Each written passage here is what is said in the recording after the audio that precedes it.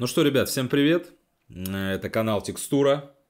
Канал о людях, о человеческих взаимоотношениях, о современном обществе, о тенденциях, которые в этом обществе произрастают, существуют. Мы их наблюдаем. Вот. И, в общем, мы собрались здесь поговорить о том, что интересно нам, вам и вообще о том, что сейчас актуально в современном мире и обществе. Здравствуйте, Алексей. Здравствуйте, Антон. Здравствуйте. Алексей мой друг. А Антон мой тоже. Да. Друг. Вдруг. Вот, значит... Что происходит вообще, да? Да. Что происходит? Что мы? Где мы? Мы решили поинтересоваться у наших подписчиц в социальных сетях, в запрещенной социальной сети, на какие вопросы они хотели бы получить ответы именно с мужской точки зрения. Вот. И для первого подкаста мы отобрали несколько, на наш взгляд, интересных вопросов. Да что за, блядь? Несколько вопросов мы отобрали, которые, в общем, сейчас хотим обсудить. И первый вопрос, Антон Александрович, а вот почему большинство мужчин не ходят к психологу? Как вы считаете? Давай, подожди, начнем вот с чего. Ага. Ты был у психолога? Нет. Хорошо, второй вопрос. Ты задумывался о том, чтобы пойти к психологу? Нет. Никогда. Все, мы как бы... До свидания. Все мы узнали. Почему ты не ходил к психологу, скажи мне? И не хочешь пойти к психологу, почему? Слушай, ну я думаю, что все люди разные, и мне, наверное, присуща просто эмоциональная более-менее стабильность, психологическая стабильность. То есть я, наверное, и психологически силен, как мне кажется. Ну и, наверное, это как раз из этого и проистекает, то, что я никогда не был у психолога. Возможно, не было слишком серьезных ситуаций, которые меня сподвигали бы к походу к психологу. Хотя они были, но я как-то с ними справлялся вполне себе самостоятельно. Вот. Но вполне вероятно, что есть, наверное, вопросы внутри меня, которые интересно было бы разобрать с психологом. Но, может быть, я в силу своей вот именно незаинтересованностью этим вопросом, я ограничивал себя сам от этого. То есть я не то чтобы это вообще было бы вредно для меня, да, или это мне вообще не нужно. Вполне вероятно то, что какие-то вопросы нужно проработать с психологом. Вполне вероятно то, что это даст какой-то результат, который вполне возможно изменит мою жизнь в лучшую сторону. То есть от каких-то стереотипов я смогу отказаться, да, которые у меня там сложились, которые мешают мне жить. Или взгляд там, на определенные вещи, там, на женщин или на достижение целей, да, как существуют какие-то ограничения, о которых я даже не подозреваю. Да. Вполне себе это возможно. То есть для тебя это не является каким-то табу, то, что вообще ни в коем случае я ни за что не пойду к психологу, как бы... Нет никаких ограничений на этот счет. И предрассудков, как бы вот стереотипов тоже нет. Присутствует. Мне кажется, то, что грамотный специалист, а грамотных специалистов, я думаю, много достаточно. Ну, не единицы. То есть, думаю, что стоит, возможно, обратить на это внимание. Я, кстати, честно сказать, не задумывался реально об этом никогда. И вполне может быть, что я этим займусь. Слушай, а вдогонку вот такой вопрос. А не считаешь ли ты, что как бы вообще в целом вот психология сейчас это такой некий тренд, все стали проработаны, я проработал свои травмы, детские, младенческие. Осознанность. Вот это вот все. Не складывается у тебя впечатление, то, что походы к психологу это просто как бы выкачивание бабок из тебя. Тебя просто подсаживают на какую-то такую таблетку, и ты становишься уже в целом зависим от психолога. Ты вот приходишь к психологу, тебе дают то, что ты хочешь услышать, и ты каждый раз просто приходишь для того, чтобы вот в очередной раз это послушать и отвалить денег. Ну, я думаю, что огромное количество психологов или псевдопсихологов так и поступают. Они подсаживают на свои услуги клиентов, то есть они не решают их вопрос, они их, то есть как и фармацевтика, она же фармацевтика купирует. Она лечит симптомы, а не саму болезнь. Да. То же самое и здесь. Наверняка многие специалисты из корыстного интереса загоняют человека в петлю вот этого взаимодействия, то есть человека подсаживают на свои услуги. Это, конечно, для них, наверное... Это печально. Это печально. Это печально, что они пользуются человеческими проблемами. Но для них это, наверное, это способ заработка. Как бы тут их понять можно с какой-то стороны. Сейчас мы живем во времена капитализма, тем более. Человек — это сейчас источник дохода для другого человека. Вот. И поэтому это, наверное, нормально. Наверное, нормально. То есть, хотя это спорный достаточно вопрос. Это такой о морали, скажем так, да, взаимодействия людей. Понял. Тогда давай все же к вопросу нашему вернемся. Касаемо тебя, мы поняли, что ты к психологу не ходил, не был, да, мысли не было. А почему, на твой взгляд, мужчины, большинство мужчин не обращаются к психологу? Например, сейчас конкретизирую, то есть наверняка человек, мужчина понимает, что вот у него что-то не в порядке с кукушкой, но он не...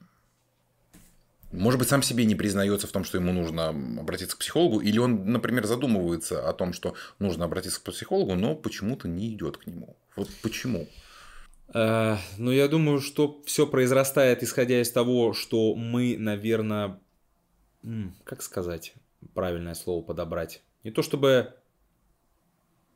проще, хотя мы проще, чем женщины во многом. Мы менее эмоциональны. Может быть, мы более прямые? Мы привыкли, наверное, наша природа такова, что мы привыкли ситуацию воспринимать в лоб, как говорится, то есть решать ее самостоятельно. То есть это природа такими нас задумала, она дала... Будь сильным, будь сильным, да, достигай, прошибай.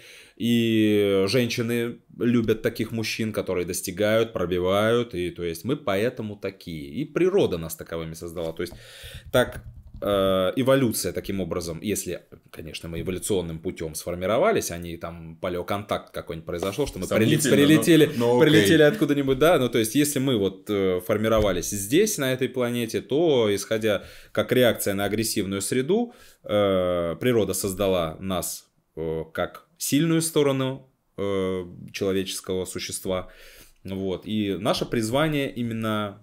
нашей тестостероновой природы именно призвание решать все самостоятельно, через преодоление. То есть это и есть, наверное, основная функция вообще мужчины. Преодоление проблем, преодоление сложностей. И мы, наверное, и это и есть наше призвание как таковое. И исходя из этого, раньше вообще психология была достаточно, скажем так, не была настолько прикладная. То есть она существовала, она пыталась понять, что такое человек, но такого доступа к психологам не было. Такого не было количества психологов, она не была мейнстримом. Не было в ней такой необходимости. Или, может быть, необходимость была, но не была она до такой степени развита. Вот. И исходя из этого... И исходя из мужской природы, и исходя из того, что не было доступа к этим услугам, мы как раз-таки были вот и есть, и остаемся сейчас персонажами в этой жизни, которые привыкли идти напролом, пробивать, проживать. То есть это все внутри себя. Да, мы не высказываемся так, как женщины, на показ не выставляем свои чувства. То есть мы сдерживаем это в себе. То есть... Какая-то, прошу прощения, хуйня произошла в жизни, ты приходишь к другу, да, и говоришь, блядь, короче, так-то, так-то, так-то. Да, это максимум, что мы делаем. То есть встреча с друзьями, просто высказаться, поговорить, или родителям рассказать, да, о своих проблемах каких-то. Это тоже, конечно, это всем, тот, кто так не делает, должен обязательно это делать. Я думаю, если у вас близкие отношения с родителями, это, я не знаю, родители это самые понимающие, любящие люди, которым нужно обращаться за помощью, это однозначно. Если у вас нормальные, опять же, отношения с родителями. Вот. И, наверное, вот причины таковы. Потому что мы, исходя из предыдущего исторического, как говорится, из предысторических реалий, не было такой возможности ходить к психологу. И исходя из того, что природа нас создала такими именно наша философия жизненная заключается в том, то, что мы должны преодолевать препятствия, выстроенные нами судьбой, жизнью или там чем-либо еще.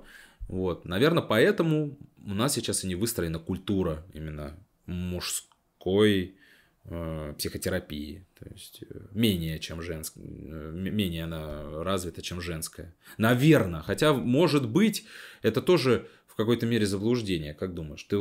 А ты сталкивался, кстати говоря, вот с мужчинами, с друзьями, которые ходят к психологу? С твоей точки зрения, как это вообще? Ну, в моем окружении, наверное, таких друзей, знакомых нет. Ну, может быть, я просто об этом не знаю.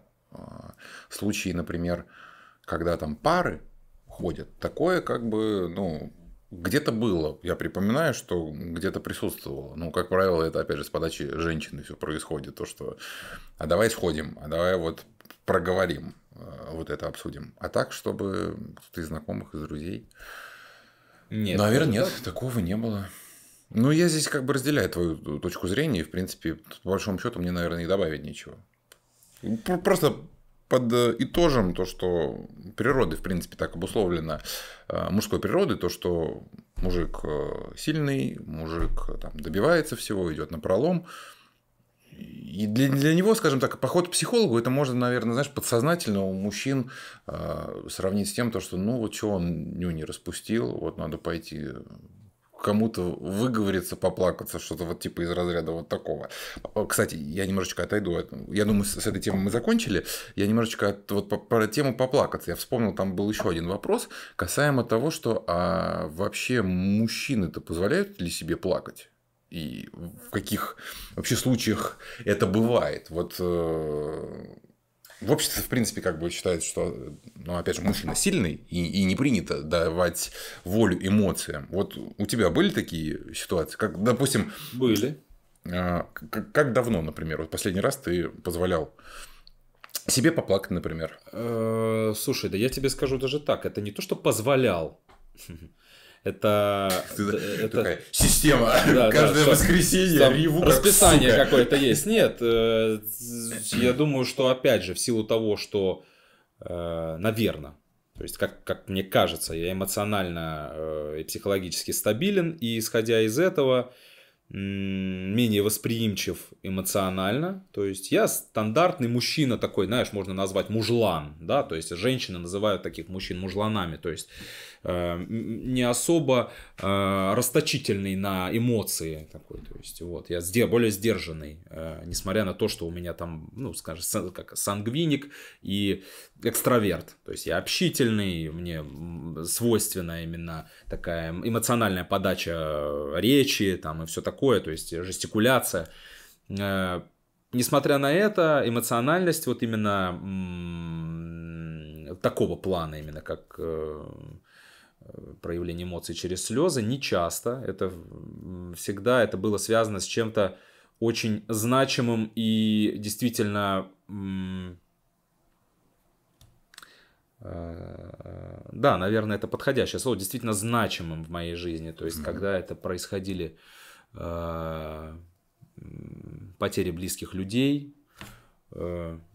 Это, опять же, говорим про взрослую жизнь. Да. То есть не ну, детство, понятно, не детство, когда жизнь там, мы да, говорим. не детство, когда ты там даешь в силу своего возраста, наверное, это с тобой происходит, а именно в зрелом возрасте и в юности, да, то есть это происходило нечасто, и происходило это только тогда, когда происходили действительно, ну, вот какие-то трогающие очень сильно события. Да, события, то есть это уход из жизни там, близких людей, родственников. Вот.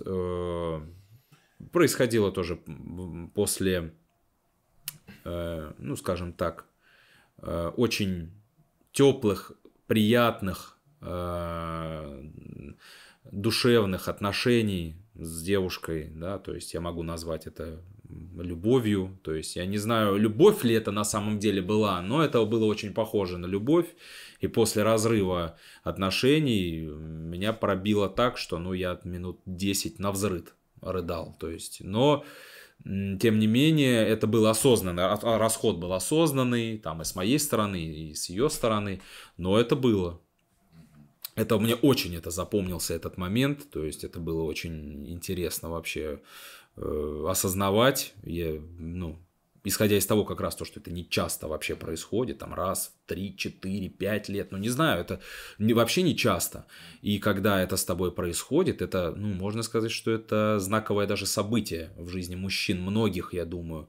Хотя я знаю людей, это близкие друзья, которые очень эмоциональны и могут, мужчины именно друзья, и они очень эмоциональны, они позволяют себе плакать намного чаще, и намного они более восприимчивы к происходящему с ними, они эмоциональнее все это воспринимают. Я не могу сказать про них, что они слабаки, что они какие-то там мямли, тюфяки, нет. Они просто более, наверное, им свойственно более душевное восприятие жизни, более эмоциональное восприятие жизни. У них вот так это проявляется. Я думаю, что это можно объяснить и физиологически, наверняка. Мне кажется, это можно объяснить можно уровнем гормонов. Поинтересоваться этим вопросом. Да, я, кстати, не задумывался об этом, но наверняка это можно вот таким образом объяснить. И в этом не выражается слабость мужчины.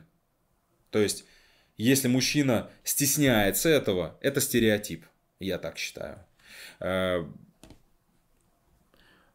Ничего постыдного в этом нет. Да, это нормально. Мы все люди живые. У всех есть душа.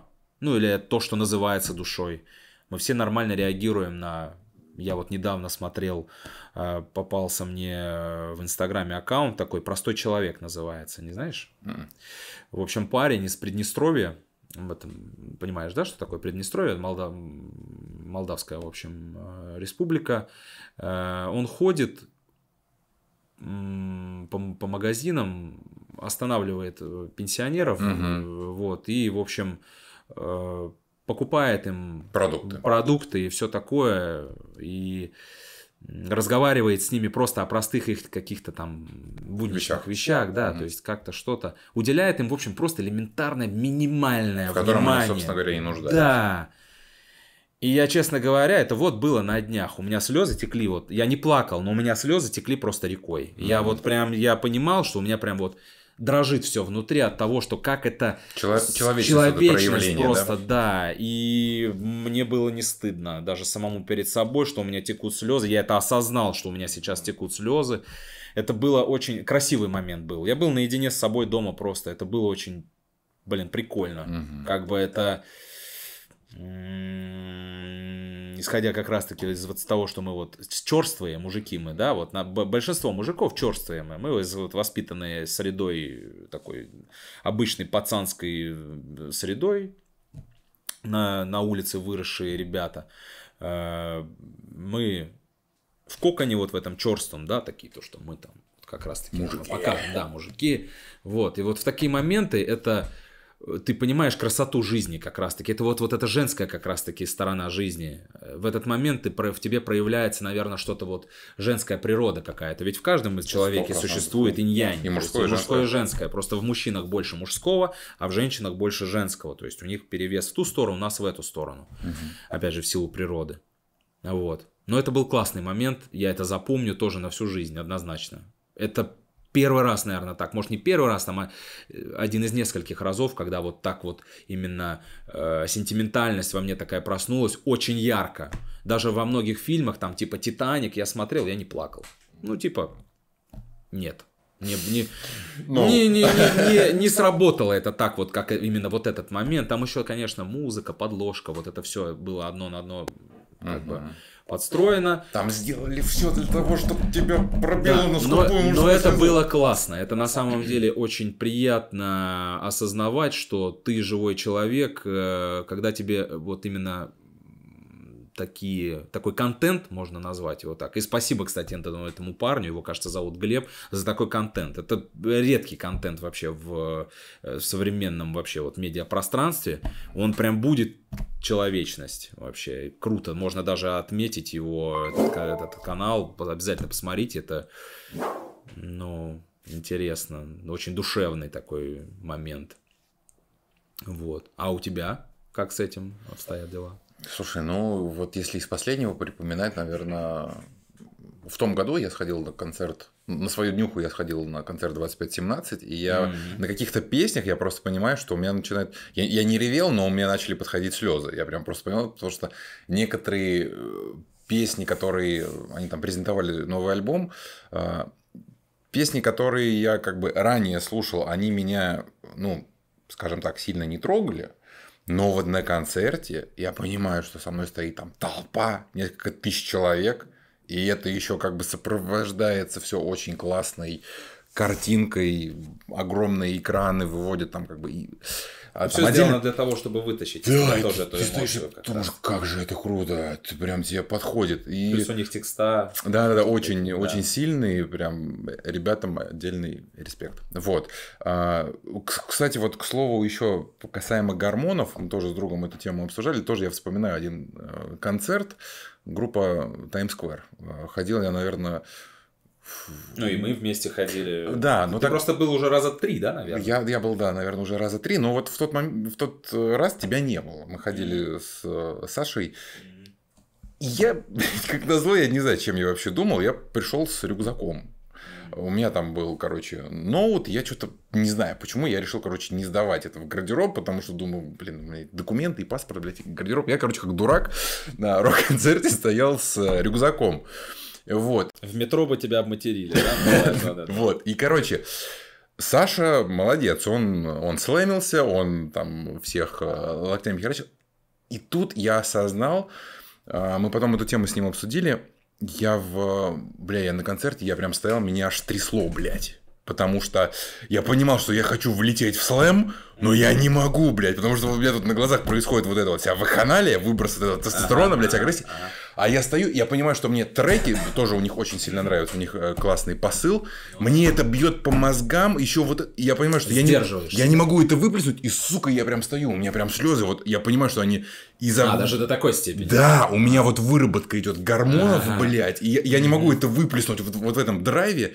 И у меня подступают слезы, я такой, твою мать. И в следующий раз, когда я пойду на концерт, я типа, точно не пойду с рюкзаком, я его оставлю дома. И последний раз, когда, да, вот мы ходили, там естественно, я пошел без рюкзака, и я там выплеснул в слэме все как следует. И мы с Сашей, кстати, эту тему обсудили, и он сказал такую штуку, то что, да, это вот опять же обуславливается гормонами. Когда ты понимаешь, что вокруг тебя вот это вот происходит, а ты себя этого лишаешь, ты себя блокируешь, то вот. Человек это вообще гормональная система. Да.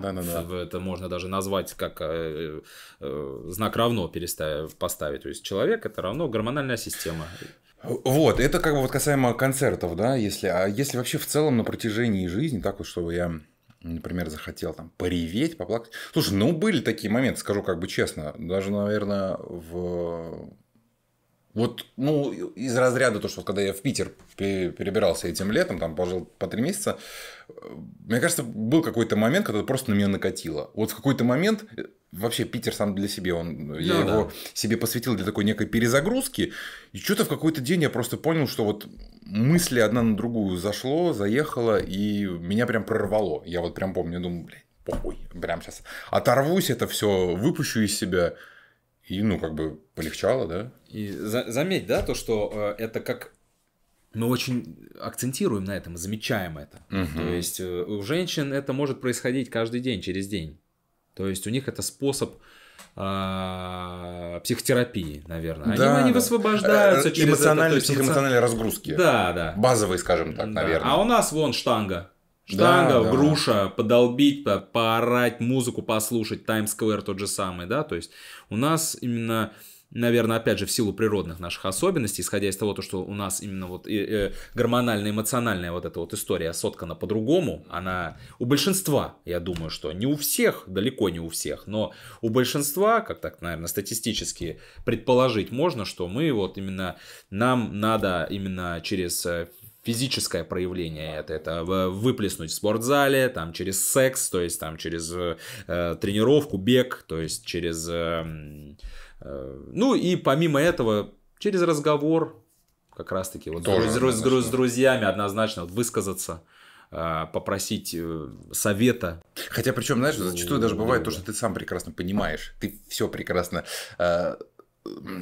мозгом ты понимаешь, что вот как бы надо поступить вот так вот, и ты просто лишний раз обращаешься к друзьям, чтобы тебе просто страны эту как бы позицию просто подтвердили. Ты такой, я так и думал, ну типа, спасибо, что вы как бы это подтвердили. Это одна из, я думаю, что основных задач дружбы.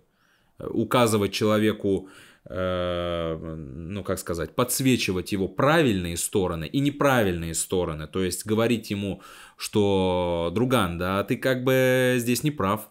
Потому что человек, который всегда тебе целует одно место, грубо говоря, это не друг тебе. Это человек лизоблюд, подхалим, который хочет по какой-то причине тебе угодить. Это точно не настоящий твой друг. Настоящий твой друг — это человек, который трезво оценит, скажет тебе все в лицо, не будет стесняться в выражении. Иногда, конечно, это и неуместно. То есть надо сдержать, наоборот, не сказать чего-то человеку лишнего во благо. Да, то есть недосказанность какая-то должна чуть-чуть присутствовать, потому что ты можешь человека в не то русло направить. Да, но однозначно вот и такой способ вот, терапии присутствует у мужчин — это разговор. Вот. Ну, в общем, как-то вот так. Мне кажется, хорошо мы прям вот эти две темы смогли объединить, как бы и психолога, и психотерапию, да? Да, они очень друг друга дополняющие, и, в общем, интересно. Даже послушать себя было интересно на этот счет, потому что... Не задумывались раньше. Наверное, может быть, и задумывались раньше, но не так... У нас будильник стоит для того, что у нас камера сейчас выключится. Вот. В общем, как-то так. Вот эти два вопроса раскрыли. Давай следующие. Это третий вопрос, и он звучит примерно так. Застенчивость у парней, чё, кого и почему? Давай попробуем это раскрыть. Застенчивость. Вот ты стеснительный мальчишка? Мальчишке скоро 30 лет, ну, как через год. Ну, слушай, на самом деле, если мы говорим про ситуацию, чтобы там познакомиться с девушкой где-то в общественном месте, я что-то даже не припомню таких ситуаций вообще в своей жизни. Может быть, такое было, но это, наверное, было что-то вообще как... Не, было, я думаю, что было, но, наверное... Обоюдный коннект какой-то, да, наверное, произошел? Да, это вот... Ты был смел в этот момент и... Оно как-то, знаешь, вот просто почувствовал. Ну, как бы вот был момент, наверное, когда я вот прям почувствовал то, что вот что-то... и с ее стороны как бы в мой адрес исходит. Да. Вот. То есть ты почувствовал, что можно. Да. И, наверное, были случаи, когда... Ну, это самый, наверное, простой вариант, когда в компании. Условно, тут как бы вообще никаких проблем. А так вот, чтобы намеренно, целенаправленно, то, что... Ну, я такого не припомню. А считаешь ли ты себя стеснительным? Повторю вопрос. Я думаю, что да. Вот у меня... То есть, я думаю, что же тут девушкам вообще интересно услышать не только при знакомстве. Ведь знакомство — это не все, что есть в жизни. А вообще, то, что мужчины сейчас более робкие стали. Вообще, в целом. То есть... Не, ну вот если мы говорим, слушай, касаемо там знакомства, то, наверное, да. Вот во мне это, пожалуй, присутствует. В остальных аспектах... Не знаю, не думаю. Скорее нет, чем да. Ситуативно, да. Все зависит от ситуации. Ну, у меня, наверное, тоже так же. Только у меня присутствовали случаи, когда я знакомился и неудачно, и удачно. Вот, и из удачных знакомств даже происходили отношения. И робкость эта, она чем обусловлена? Чем? Тем, что женщины очень требовательно относятся, наверное, к мужчинам в этом плане. Я заметил такую историю, что когда я подходил знакомиться, девушки достаточно простые, девчонки. Я бы не сказал, что они какие-то, знаешь, супермодели там, или девушки, которые очень вызывают такое ощущение недоступности. Это просто нормальные, хорошие девчонки, как мне казалось, да, мне вот показались они симпатичными там, или приятными, какая-то энергетика от них шла, да, я вот захотел познакомиться, и зачастую отказ был, можно сказать, что надуман, необоснован. Он, да, я, конечно, не подходил так, как там пикапер на шутках, на всем таком, а просто предлагал, грубо говоря, сходить выпить кофе, там типичное такое достаточно было знакомство. Поесть чебуреков. Поесть чебуреков. Да, поесть чебуреков.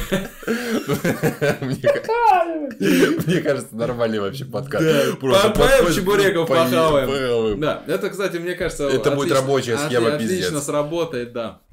Парни, берите на заметку, проверите, потом напишите, работает или нет. Да, однозначно. Но если девчонка с юмором, однозначно закатит это. То есть, и опять же, это тоже во многом зависит от девушки. Вот. Да. И вот почему парни такие стеснительные? Еще раз произнесем этот вопрос. Я думаю, что как раз-таки стеснение идет как реакция на женское поведение. Женщины завысили планку требований к мужчинам. Это первое.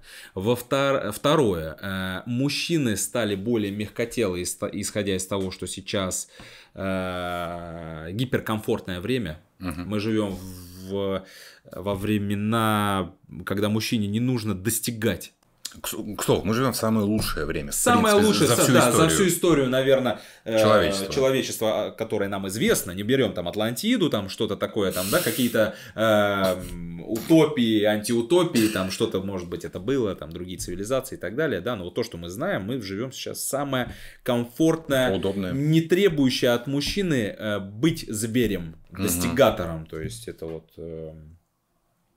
как факт. Короче, надобность в наличии тестостерона, она как бы уходит. Да, и как факт, сейчас он уже общеизвестный достаточно, что за ближайшие там 100 лет уровень тестостерона в мужчинах снизился вдвое. Ну, условно, у наших дедушек он был в 2 раза больше. Почти в 2 раза больше. Да, у дедов, так. прадедов, да, то есть у них была более агрессивная среда вокруг, то есть им нужно было больше прикладывать усилий, чтобы выжить. Вот. Это тоже, это фактор номер 2, хотя, может быть, он даже первый, а поведение женщин это второе. Я думаю, извини, перебил, но я думаю, что это прям 100% это первый. Да, наверное, чем выше даже тест, так. тем... Да. Тебе вообще море по колено, в принципе. Скорее так, да, скорее так. Вот. И два вот этих фактора основных, они играют как раз-таки вот базовую фундамент того, что сейчас мужчины стали менее... альфа-самцовость стала намного более примитивная, меньше ее стало, да, то есть проявляться она стала меньше. Вот. Это взаимозависимые факторы, то есть, и они, сложно сказать вообще, что идет на первом месте. Ну, конечно, на первом месте идет, понятное дело, формирование более женского мира, вообще как такового. То есть сейчас мужчины существуют в женской среде, то есть мужчины работают дома, в офисах, у них высокие зарплаты, ну, у кого-то, да, допустим, вот Москва возьмем, мы живем в Москве, да, почему в Москве, я лично вот замечаю, очень много женоподобных гетеросексуальных мужчин, вот такого, слащавость присутствует, да, у мужчин такая, она идет, я думаю, как раз-таки произрастает из вот этой вот комфортной среды, отсутствие медиагигиены, огромное количество женской информации и женских субкультур доступны мужчинам. Это какие-то женские шоу. В детском возрасте мальчик может смотреть. Он не ограничен от этой информации. Она ему может по какой-то причине понравиться. Там, да? То есть вот это вот мужское воспитание очень условно. И женское воспитание сейчас очень условно. Нету никаких серьезных критериев, которые есть, например, на Кавказе. Да? Вот это же явно у них явно есть границы, которые я считаю, что эти правила должны быть повсюду. То есть вот эти нормы воспитания, как на Руси воспитывались мужчины, да, и женщины. Что-то должно быть упразднено из этих нормативов, но что-то должно возродиться, скажем так, вот в российском обществе, как минимум, да, мы же живем в России. Вот. И, наверное, стеснительность и робкость в мужчинах, как мне кажется, связана как раз-таки с отсутствием нормативов мужского воспитания. Это первая база, которая... Даже искусственное формирование среды для того, чтобы мальчик был мальчиком, то есть отдавать его на боевые искусства, чтобы он там соревновался, конкурировал, дрался, да, то есть достигал. То есть сейчас мальчиков отдают там на какие-то в женские кружки, где они там вяжут, сидят, лепкой занимаются там. Это не то, чтобы это мимо вообще, но мальчик в первую очередь должен произрастать именно в среде более агрессивной, ну, как мне кажется. Это логично, это правильно, и я думаю, что это по законам природы более правильно. Вот. Это первый, наверное, фактор такой, который влияет на то, что мужчины сейчас менее вообще уверены в себе. И второе, как реакция на это, наверное, это именно вот женское восприятие мужчины. И женщины воспринимают, точнее, как правильно сказать, наверное, женщины очень сильно демонстративно оценивают мужчину сейчас современного. То есть существует очень... Мы живем в капиталистическом обществе, сейчас очень большое... Извини, перебью, мы тут вспоминаем, да, интервью, как подходят там к девушкам на улицах и спрашивают, сколько должен зарабатывать мужчина, чтобы встречаться с тобой? $500 000, миллион, миллиард, там... Да, хочешь спросить, а что ты дашь на эти 500 000? Коль ты на них претендуешь. Дело даже не столько, что ты... Ну, да, это, конечно, важно. Дело даже не в этом. Это дело в том, что это искусственно навязанные стандарты. То есть...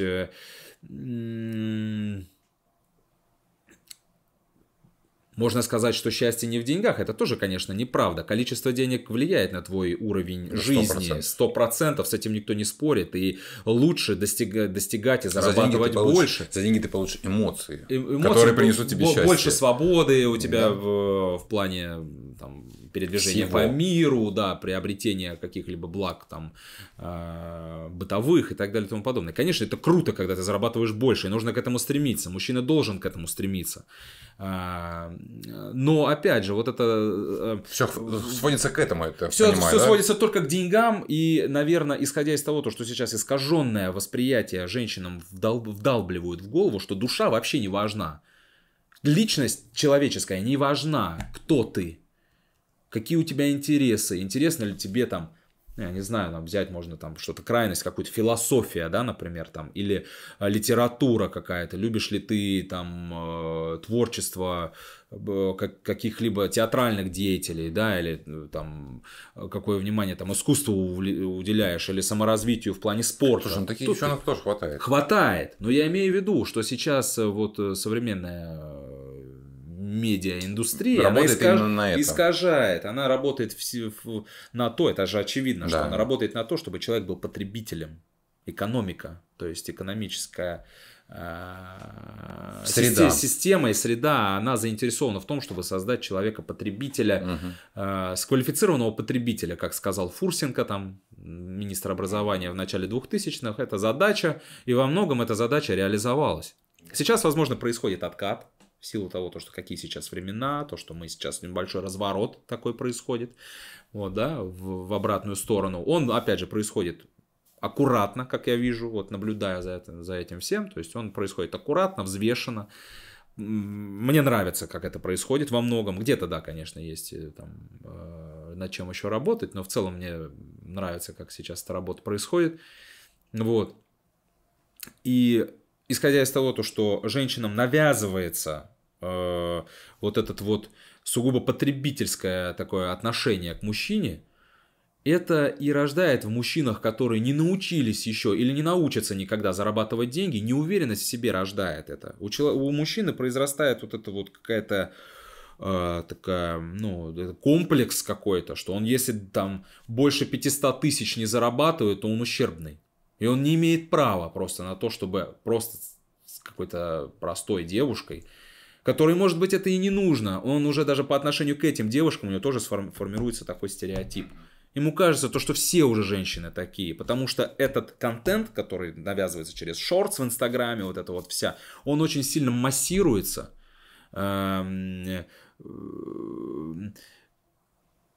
Складывается такое впечатление, как будто это основной запрос от женщин.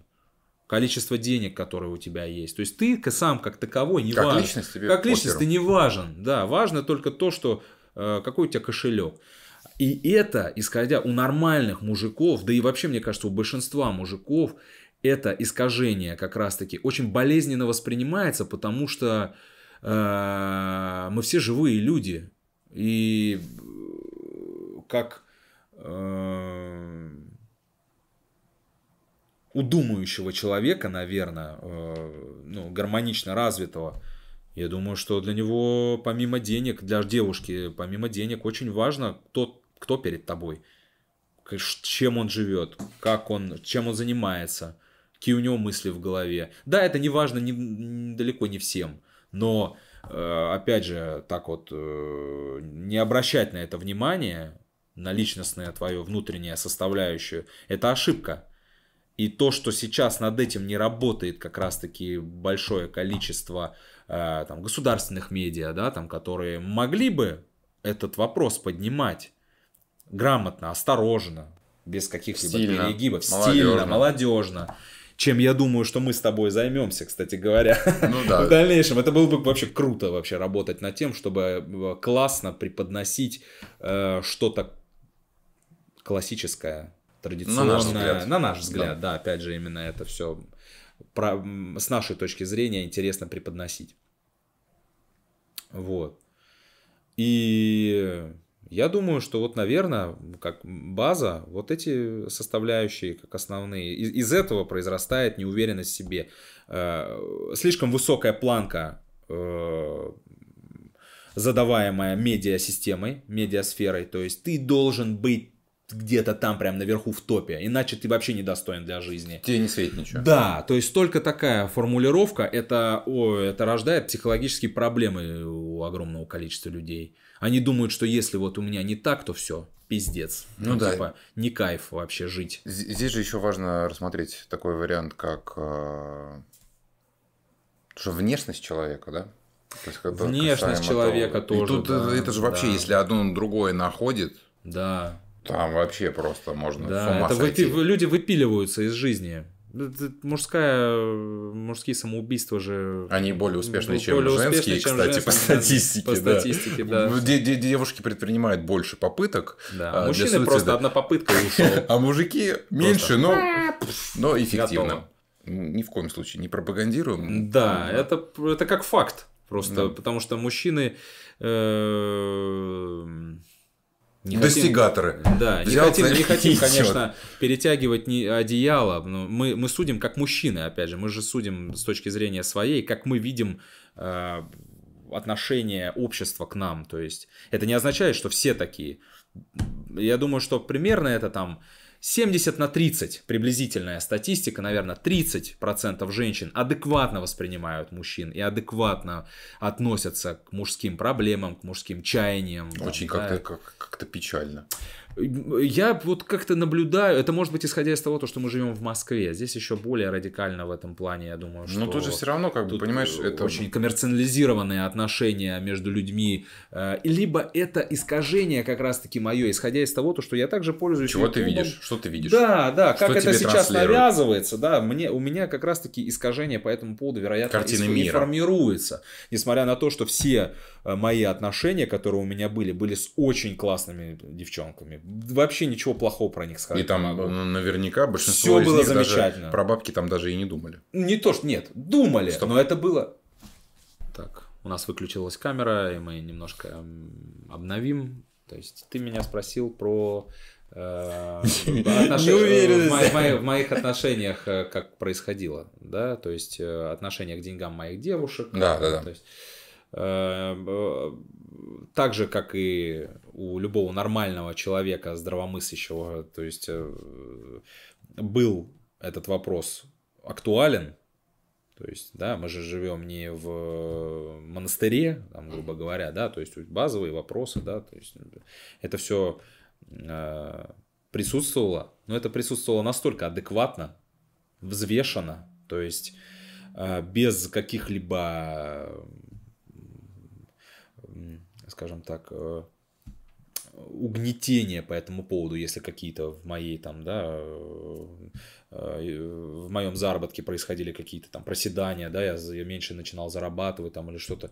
Никогда никаких упреков не было серьезных. Да, конечно, меня стимулировали к развитию, то есть говорили, что ты вот застоялся, засиделся, да, где-то тебе нужно делать больше. То есть, ну, это было так правильно подано, что я это как-то, я это грамотно воспринимал, как по-человечески. То есть, я понимал, что да, это действительно так, это правда. То есть, я даже не помню ни одного случая в своей жизни, чтобы этот какой-то намек или упрек для меня был, типа, что ты там, типа... Что, недовольна чем-то? Никогда так не говорил никому. То есть, ну, может, я, конечно, этого не помню, там, может, раз это где-то и там в ругнев какой-то прям, может быть, и было раз-два, но не больше. Не помню этих моментов. Вот.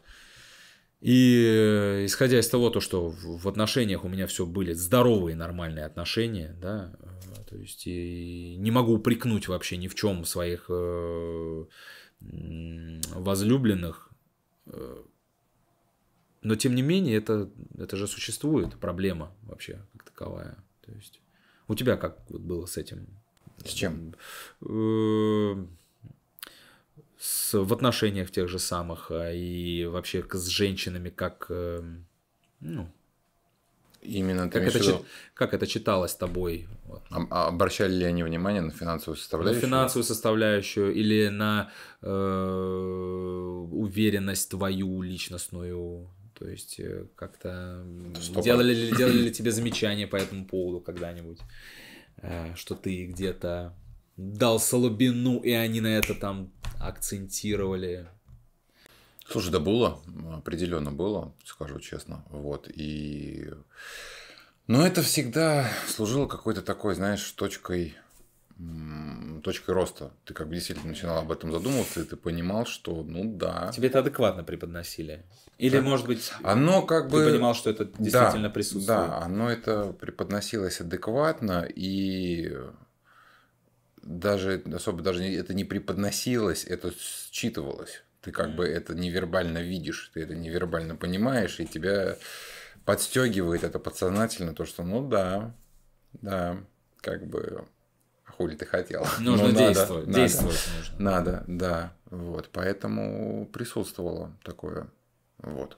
Эта точка роста, она действительно происходила. То есть ты это... помнишь, что это пинок, он сработал? Да, и этот пинок происходит, как правило, после разрыва отношений. То есть у меня почему-то все отношения тут... Да, вот если мы берем как бы опыт моих отношений, то я еще не знаю, может быть, конечно, сейчас давно у меня не было отношений. Вот. Может быть, сейчас как-то я по-другому уже себя веду в них, но по предыдущему опыту я могу сказать, что для меня это прям расслабление такое. Вот попадая в отношения, да, я развиваюсь, я двигаюсь, я как бы расту там в профессиональных аспектах и в прочих, да, в целом. Развитие идет. Но оно как будто идет вот еле-еле.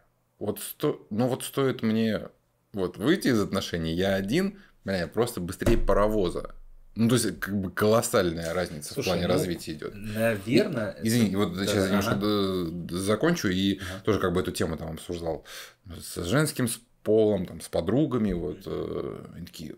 Кто-то говорил то, что да, ой, ну тебе просто такие девушки попадались. Я сижу поначалу такой думаю, ну, может быть, действительно девушки такие попадались. А потом понимаю, что да какие нахер девушки? Ну, типа, они же не могут быть все одинаковые, все отношения с одинаковыми девушками.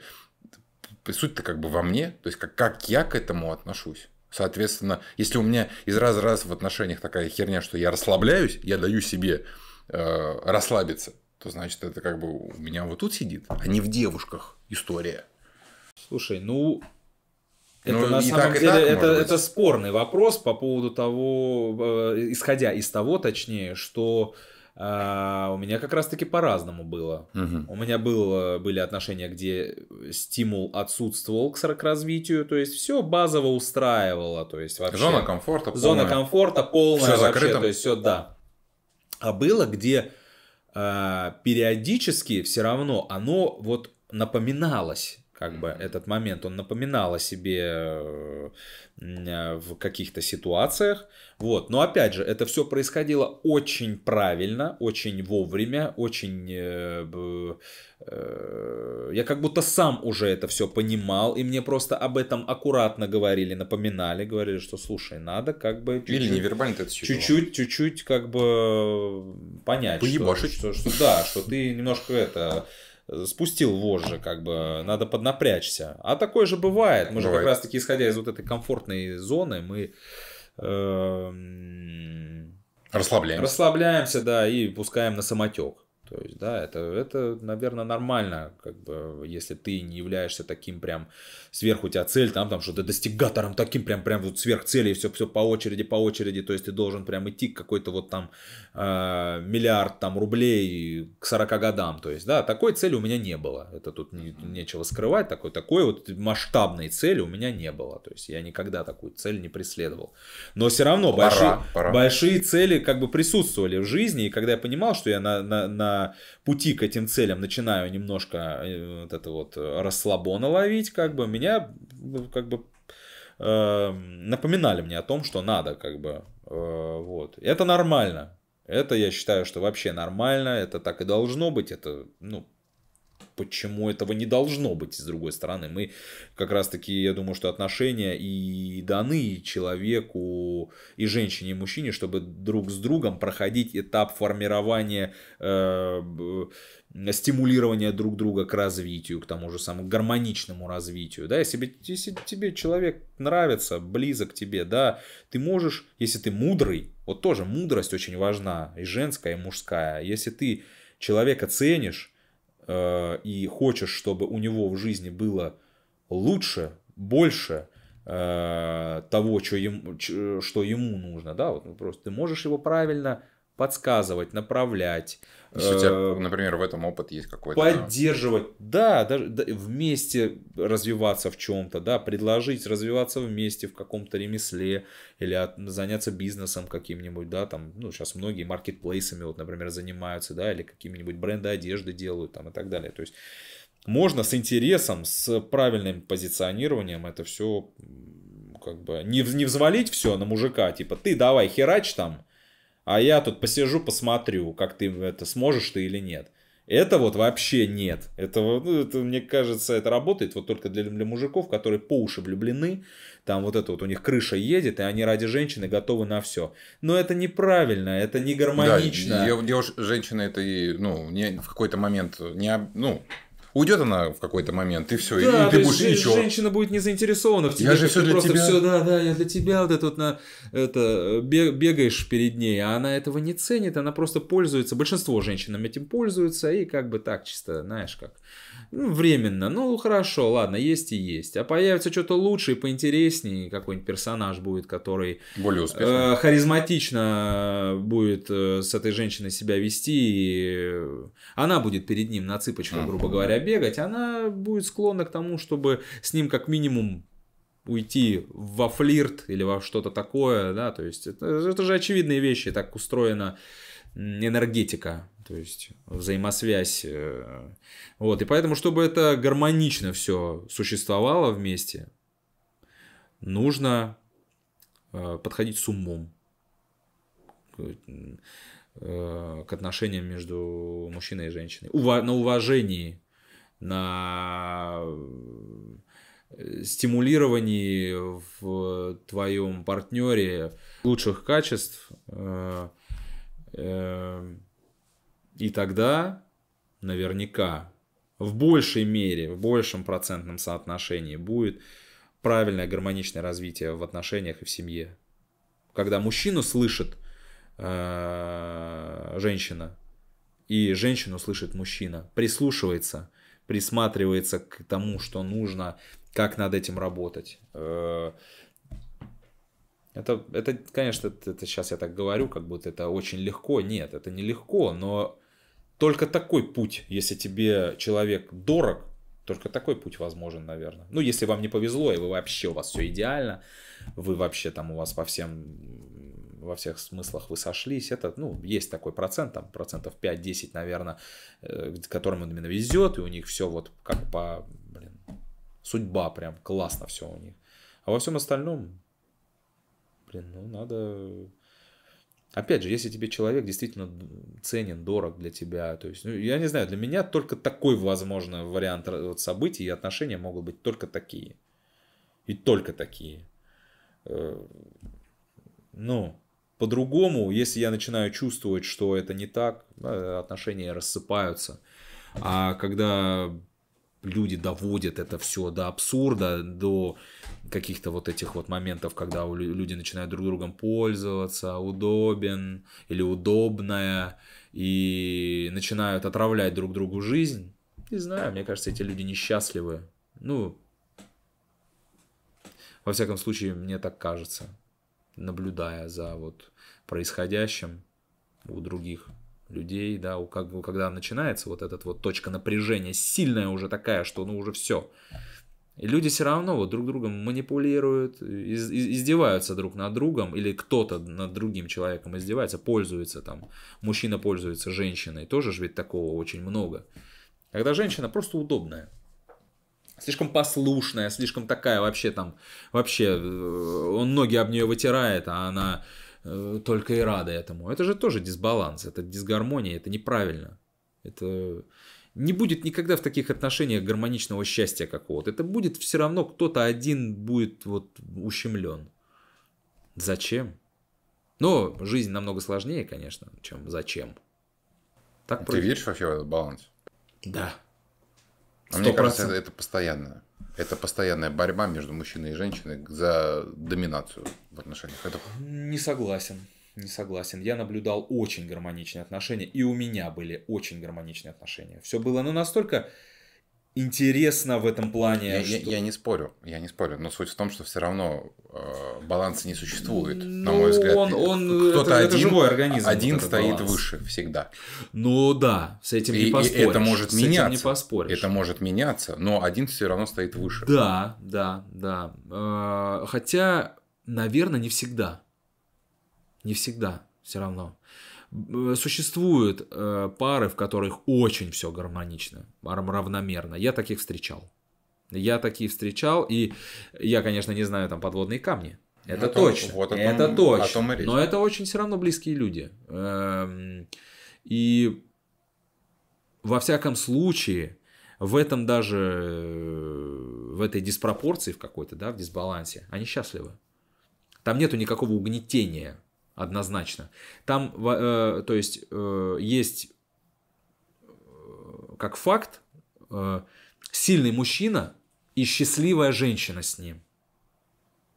Понял? Она не угнетаемая, не унижаемая, абсолютно уважительное отношение к женщине, но мужик доминант.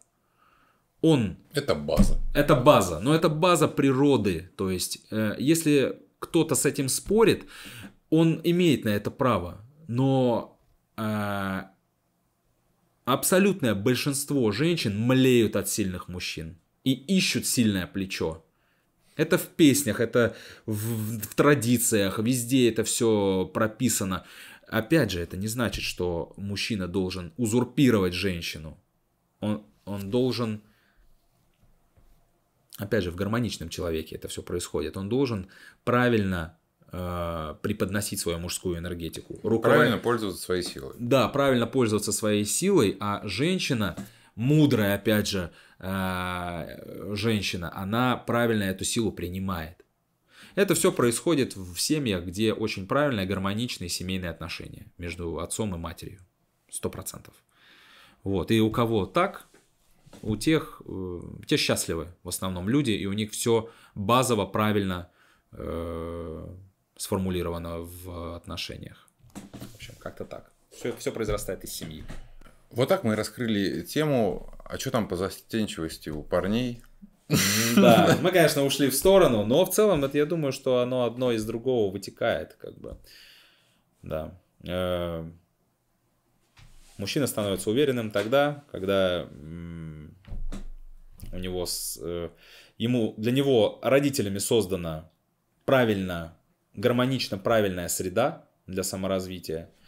И когда женщина, с которой он взаимодействует правильно, в нем подначивает уверенность. Его мужское. Его мужское, да, очень мудро это делает, вовремя умеет где надо промолчать, где нужно сказать, где да. нужно там поставить на место мужчину, но делать это очень мягко, правильно, без как кто-то сказал, я не помню, кто сказал, это очень точная формулировка. Мужчине не натуралу не нужны гомосексуальные отношения. А когда женщина ведет себя как мужик, когда пытается свое мужское выставить, мужчина начинает ее воспринимать как соперника. Ну, адекватный мужик, который правильно воспитан, гармонично воспитан, который ценит себя тоже. Вот, он начинает воспринимать это как отношение с мужиком, с которым у него просто есть секс. И у него начинает вот это искажать. Я сам это замечал, когда у меня были такие отношения, где женщина очень начинала проявлять свой характер, я сразу же прекратил эти отношения. Зачем? Какой мне смысл соревноваться с женщиной? Это вообще бред. Вот. И это дисгармония, не вот это конфликты. Нахер. То есть, женщина должна быть женщиной, мужчина должен быть мужчиной. На этом и закончим этот вопрос. Да.